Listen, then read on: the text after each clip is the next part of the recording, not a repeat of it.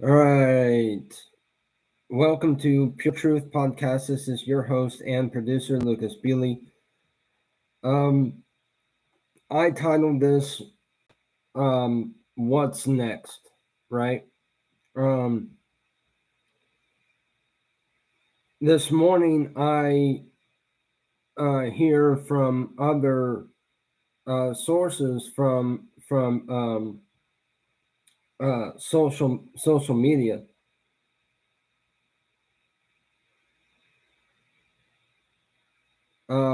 Yeah, my live stream just restarted.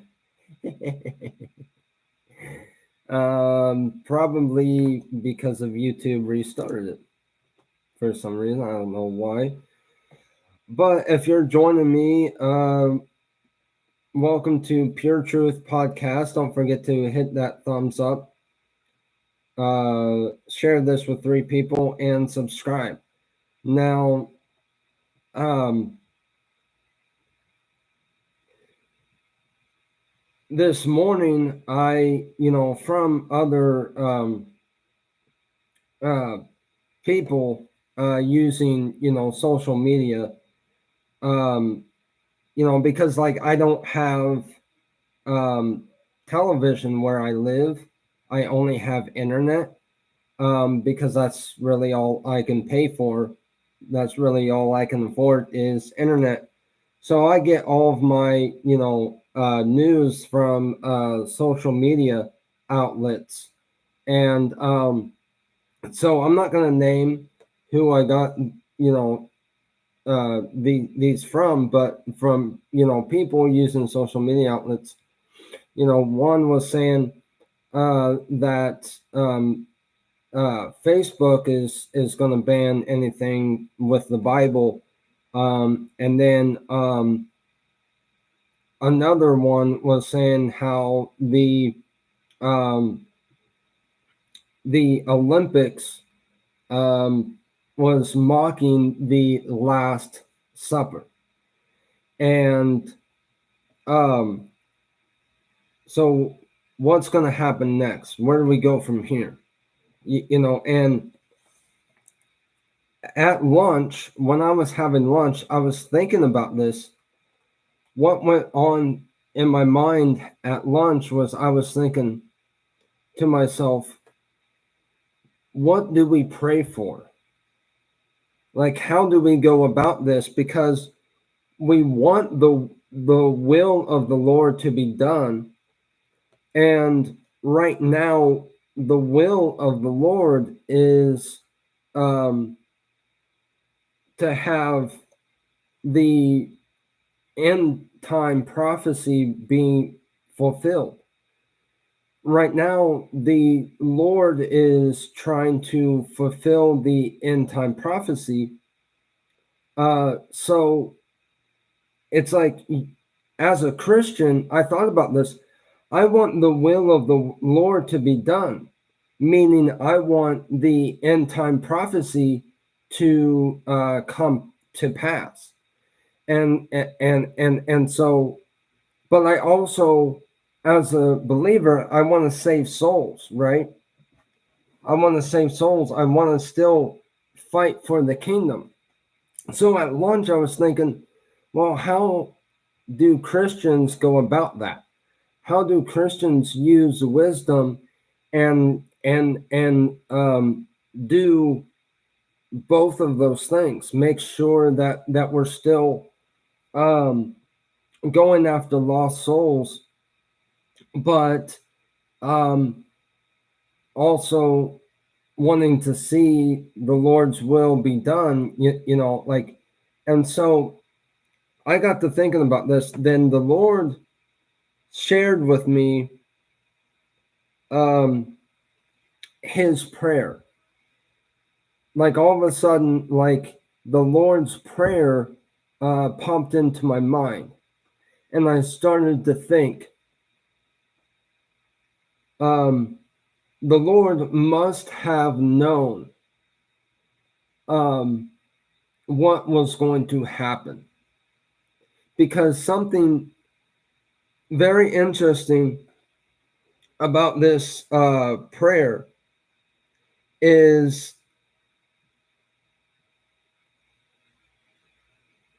it says in chapter 6, verse 10 of Matthew, it says, "May your kingdom come soon. May your will be done on earth as it is in heaven." And I just want to focus on that part. That's the very first part of that prayer. And the very first part of the Lord's Prayer. It's almost like he knew that this was going to happen to the world, that the world would turn against him.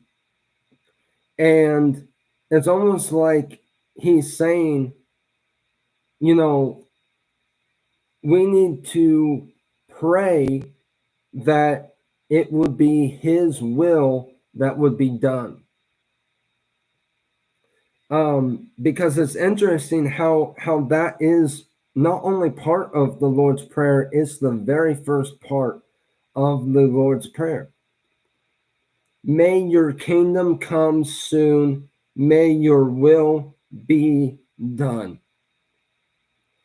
And it's almost like if Jesus already knew that we would be living in these times where the whole entire world was going to be against him and against Christianity and against his people.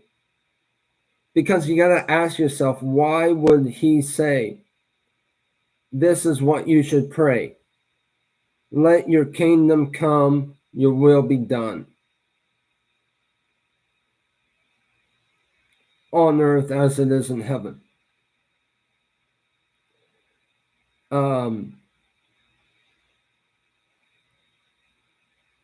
I believe with all my heart that he knew that this was going to happen.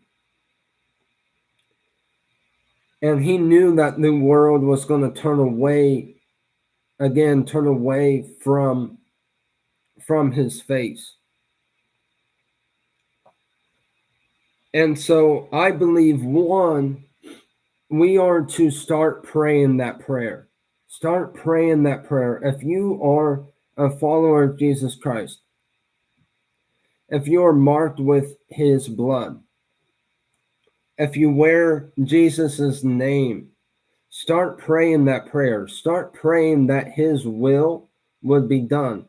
Start praying that the end time prophecy would be fulfilled. Start praying that it would all be fulfilled as part of that prayer. See, I believe part of that prayer, that very first part is, let your will be done, your kingdom come. Let your kingdom come, your will be done. I believe that is speaking to letting your will be that the end time prophecy will come true. Because we see today that we are living in the end times, that we are living, and again, we say the end, but really it's just the end of this world, but it's the beginning of the new heavens and new earth. But it's like, think about how in the Lord's Prayer, you're praying, let your kingdom come soon. I mean, and then think about the end time prophecy that is being fulfilled. What you're praying when you pray, let your kingdom come soon, let your will be done on earth as it is in heaven, kind of goes hand in hand with the praying that the end time prophecy will be fulfilled. that the end time prophecy will be fulfilled soon. And so that's one. That's the first thing that we do. And so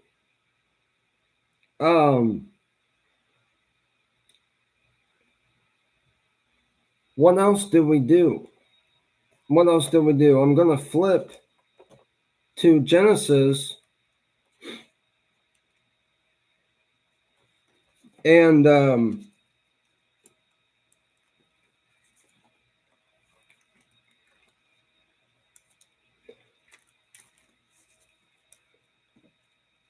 I know I saved it.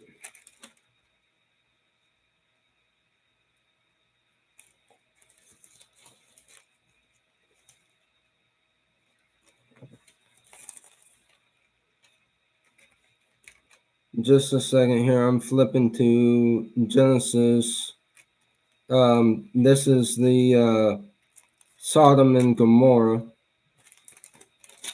There, I saved the page, but I wasn't finding where I saved the page. So this is Genesis 19, and I'm going to skip down to when Lot and his family, when the angels had led them out of Sodom and Gomorrah. And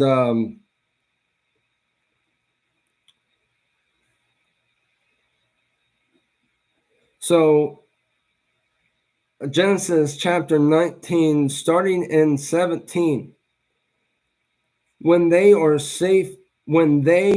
safely out of the city, one of the angels ordered, "Run for your lives and don't look back or stop anywhere in the valley.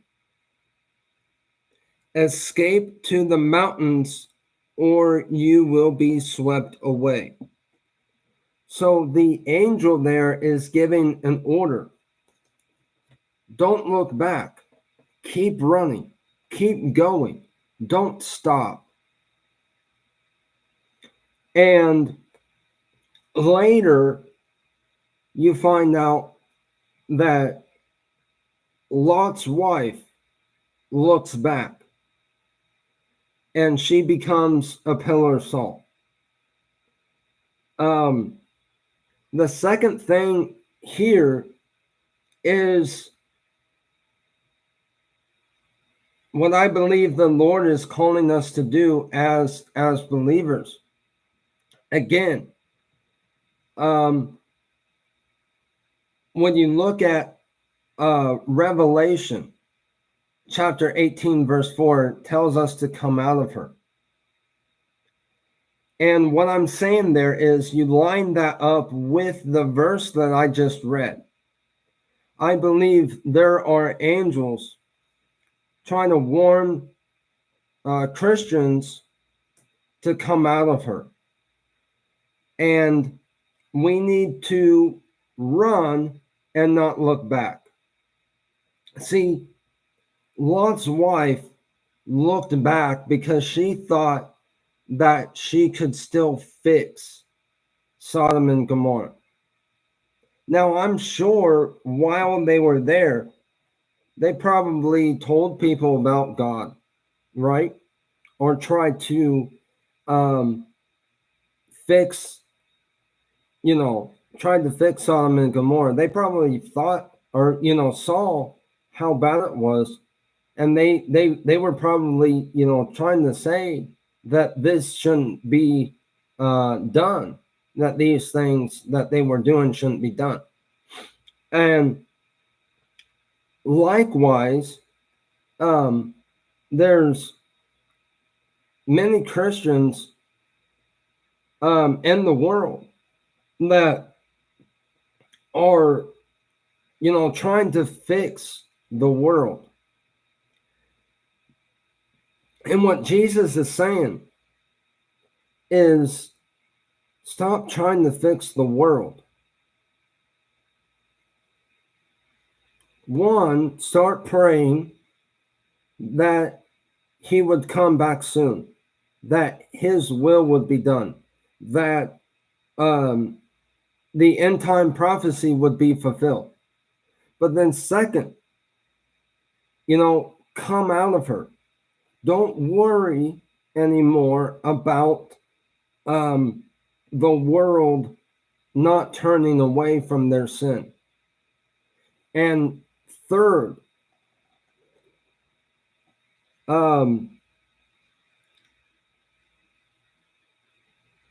we still preach the gospel.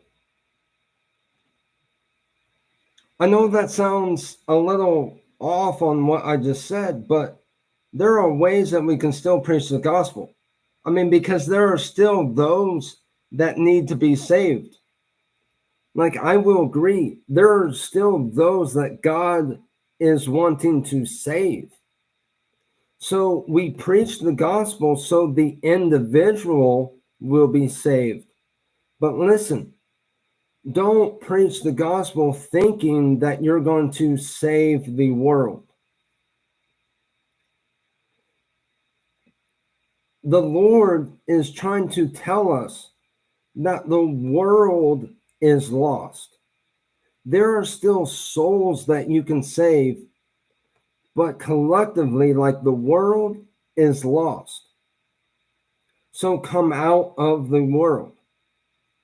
The Lord is saying, come out of the world.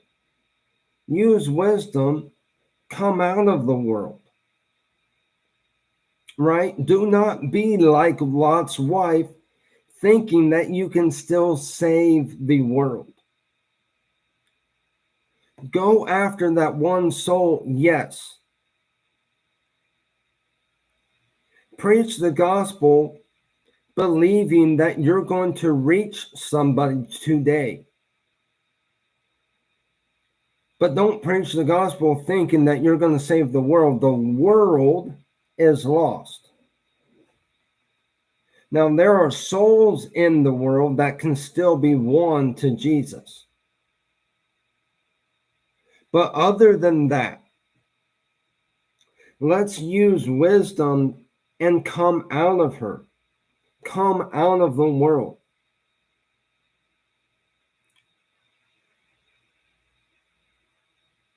Come out of the world. Don't look back. Don't be like Lot's wife and look backwards, looking behind you.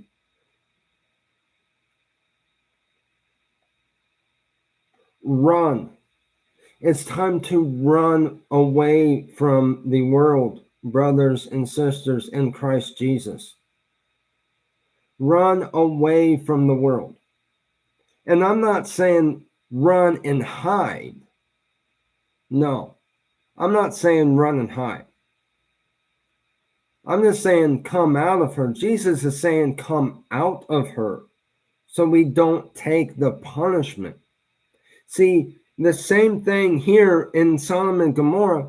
The reason why the angel wanted Lot and his wife and family to come out of Sodom and Gomorrah is because if they would have stayed, they would have taken the punishment. And the angel of the Lord did not want them to take the same punishment. So he called them to run and not look back.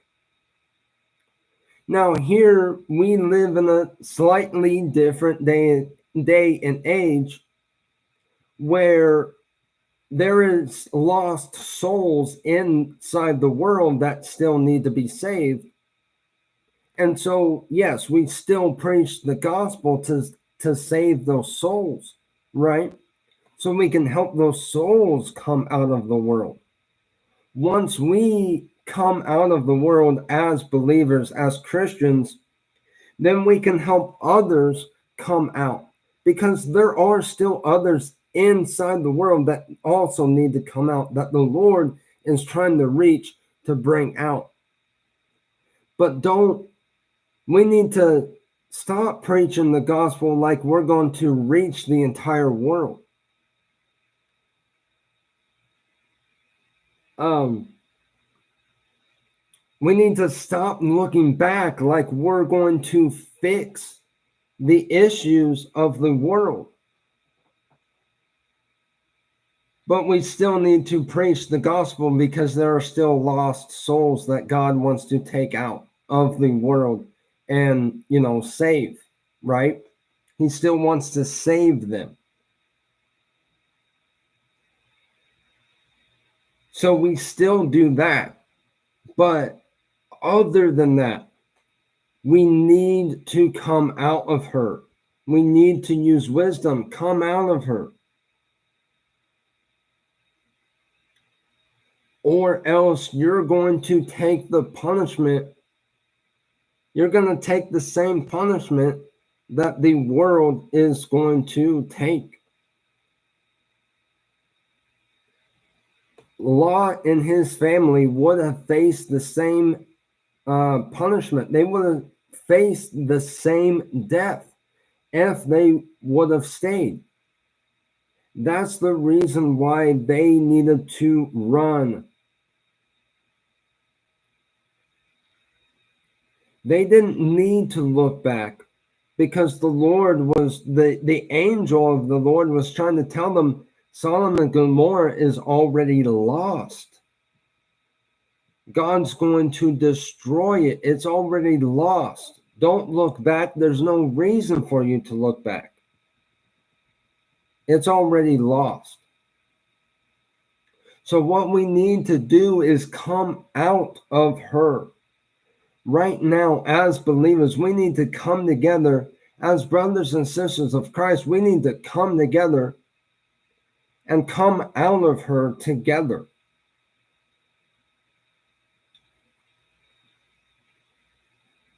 We need a place where we can live,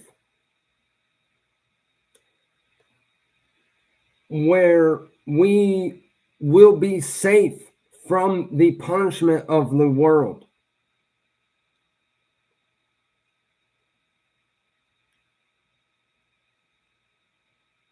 See, going back to Lot and his family, they believed in God. They believed in the same God that Abraham did. And God called them out of Sodom and Gomorrah. Now, yes, many Christians can preach about the, marking, like how the blood saves the Israelites from the angel of death. And that is true. Like Jesus's blood saves us from death. It saves us from the curses of this world, but other than that, the Lord is calling us to come out of her so we don't face the same defeat as the world does. That does not mean that we can't, still go after that one soul. We can still go after that one soul. We can still come out of her, go after that one soul. But we need to come out of her. We need to come out of her. We need to establish ourselves in a territory away from the world. Away from the world.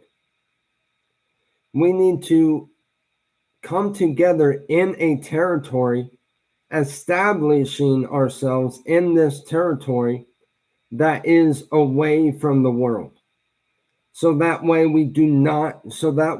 the Lord Jesus can save us from the destruction of the world.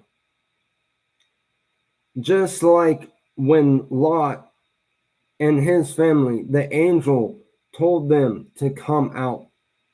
so they wouldn't take the punishment of Sodom and Gomorrah. Likewise, we need to come out of her so we do not take punishment.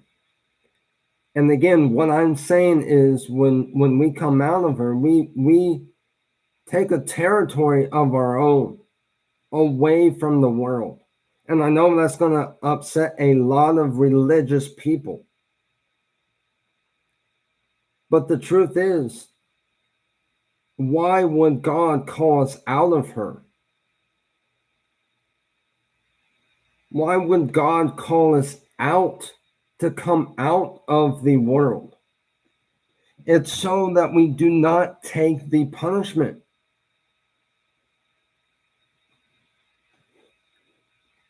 And so God can save his people and his people alone from the punishment, just like he saved Lot and his family from being punished, from the destruction of Sodom and Gomorrah.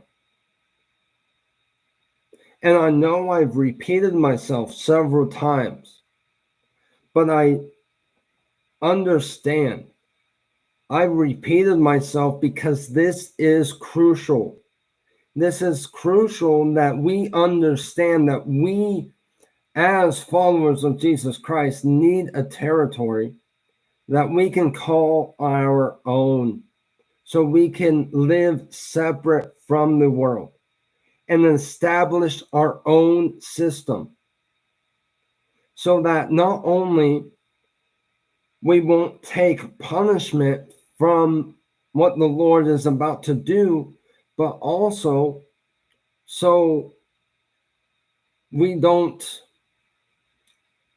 see Lot and his family came out of her, but they didn't establish themselves very well. They ran to the mountains, but they were supposed to run to Abraham.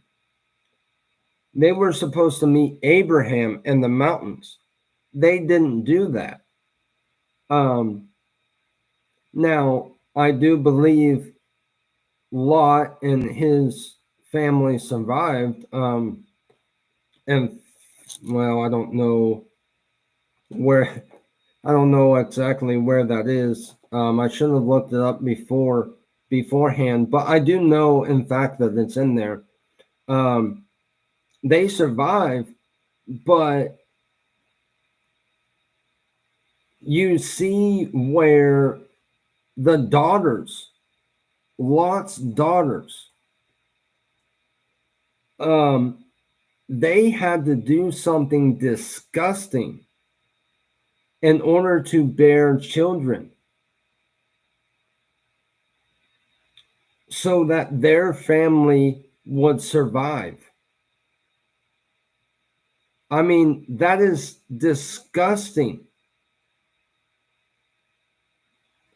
But in order for them to survive, because they did not go meet Abraham, they had to do something pretty disgusting, gross, and they had to commit a sexual sin, is what I'm saying. So they slept with their father Lot,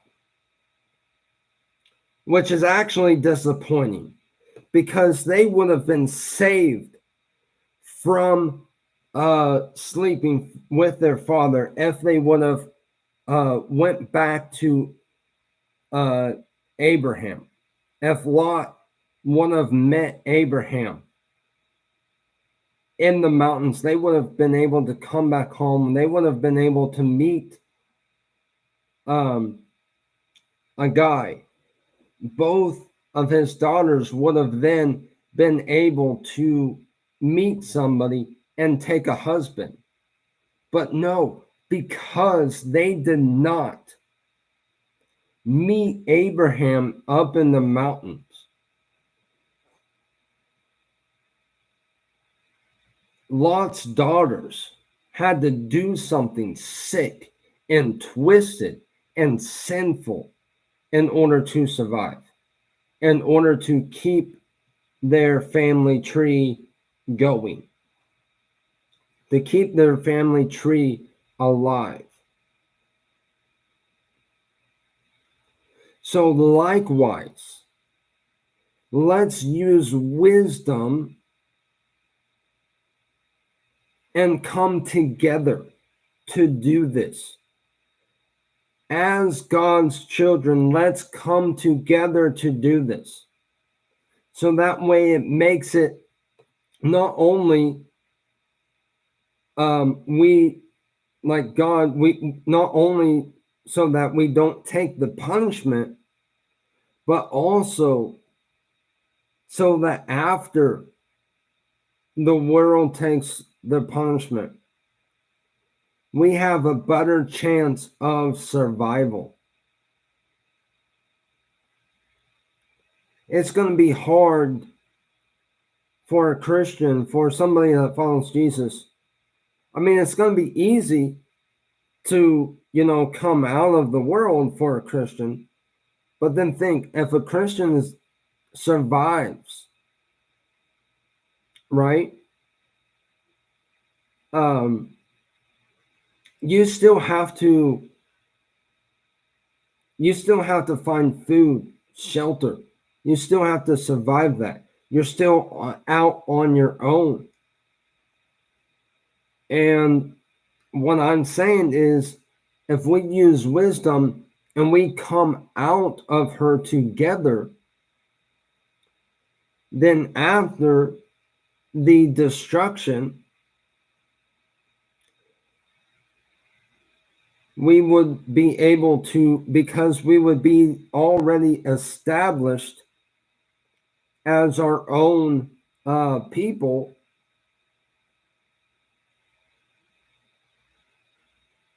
it would make things a lot easier. A lot easier. Now, I mean, you can say, well, you don't need to worry. I'm not worried about that. I had a dream where I dreamt that we found one another. So I'm not worried about that. But just because I had a dream where the rest of the survivors found one another, I mean, there's still a better way. And what I'm saying is, let's take the route of a better way. Let's those that follow Jesus Christ, let's establish ourselves already establishing ourselves as a kingdom, as a nation, coming out of the nations that we're in now, and kind of establish ourselves like the Israelites. So that way, when the world takes its punishment, one, we do not take the same punishment, and two, we're already established, and we don't have to worry about trying to survive. And again, I'm not really worried about that, because I know that we're going, but it's going to be a struggle. And I do know that if it's a struggle to survive, there are going to be believers that will end up dying of hunger and thirst. I don't want that to happen to any believer. Any believer. Any person that follows Jesus. Yes, you're most likely going to survive this. Right? But what happens after that? What happens after? What happens if you cannot find food or you cannot find water to drink? then what? Now, I know we will survive. Yes, that's not a question. I believe that we'll survive. But why should any follower of Jesus Christ that survives the punishment of the world also have to go through the suffering of trying to find food and water to survive after the destruction?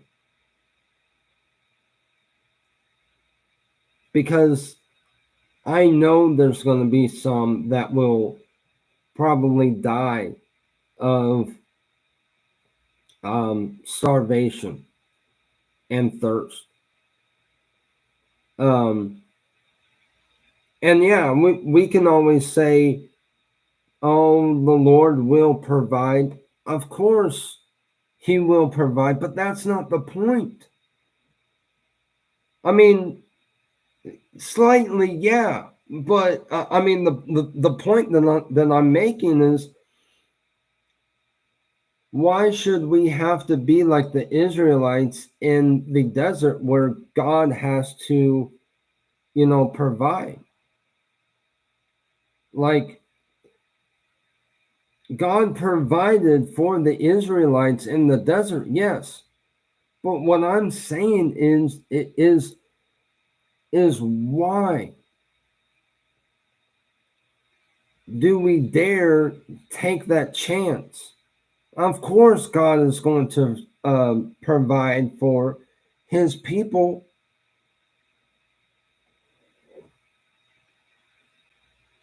But why should we have to go through that? Why should we? I mean, think about it. We've already went through a lot of pain and suffering. A lot of pain and suffering. And then on top of that, after we set ourselves come out of this world and God brings destruction, we still have to go through a desert time. We still have to, go through another era of, suffering. What I'm saying is here is, haven't Christians suffered enough in this world? Haven't we suffered enough already?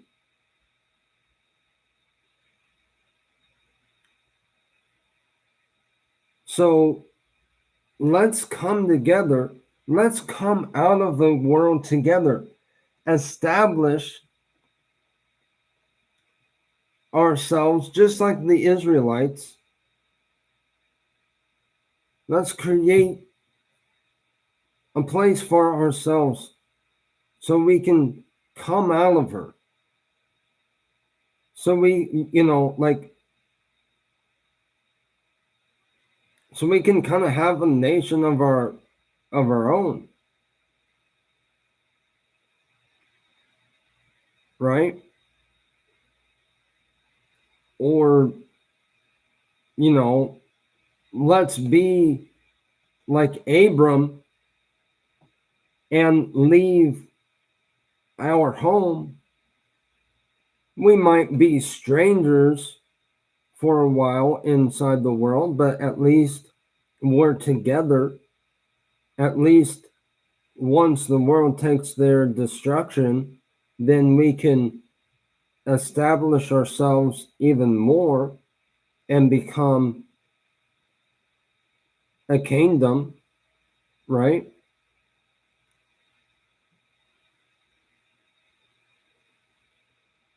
So what I'm saying is, let's just use wisdom. What I'm saying is, one, let's start praying that it would be His will be done, that He would come back soon, that the prophesied in Revelation would be completely fulfilled. And then let's use wisdom and come out of her. Let's create a people, a place that we can call, that Christians can call home. Let's come out of Babylon. We don't need to live in Babylon anymore. We don't need to live in Babylon anymore. We can come out of Babylon and live our own lives, worshiping our King. And we can still go after the lost soul, as we are called to do. But let's come out of her, come out of the world, not looking back. Preaching the gospel to reach that one lost soul.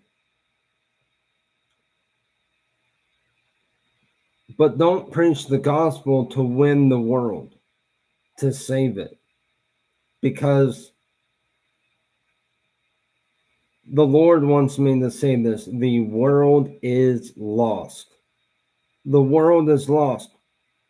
The Lord foreseen it. He's seen this coming. That is why he says that we should pray, let your kingdom come, your will be done. That is not only part of the Lord's Prayer, but it's the very first thing of the Lord's Prayer.